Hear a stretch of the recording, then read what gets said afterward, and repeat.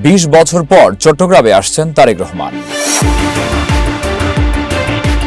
দীর্ঘ ২০ বছর পর চট্টগ্রামে আসছেন বিএনপি চেয়ারপারসন তারেক রহমান। আগামী রোববার নগরের পলো গ্রাউন্ড মাঠে আয়োজিত সমাবেশে প্রধান অতিথি হিসেবে তার বক্তব্য দেওয়ার কথা রয়েছে। সমাবেশকে ঘিরে বিএনপি ও এর অঙ্গ সংগঠনের নেতাকর্মীদের মধ্যে উৎসবের আমেজ বিরাজ করছে। সমাবেশ সফল করতে নগর ও জেলার বিভিন্ন এলাকার প্রস্তুতি সভা ও প্রচার চালানো হচ্ছে। নেতাদের আশা, সমাবেশে অন্তত ১০ লাখ মানুষের সমাগম হবে। বিএনপির স্থায়ী কমিটির সদস্য আবির খসরু মাহমুদ চৌধুরী গণমাধ্যমকে বলেন, আগামী শনিবার রাতে তারেক রহমান চট্টগ্রামে পৌঁছাবেন এবং সেদিন রাতেই নগরে অবস্থান করবেন। পরদিন বেলা ১১টায় পলো গ্রাউন্ড মাঠে তিনি বক্তব্য দেবেন।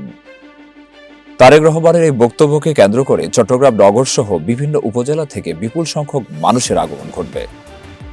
তিনি আরো বলেন, এটি কোনো রাজনৈতিক দলীয় সমাবেশ নয়।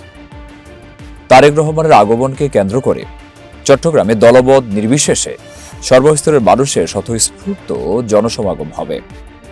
এখানে শুধু বিএনপির নেতাকর্মীরা নয়, সাধারণ মানুষও অংশ নেবেন।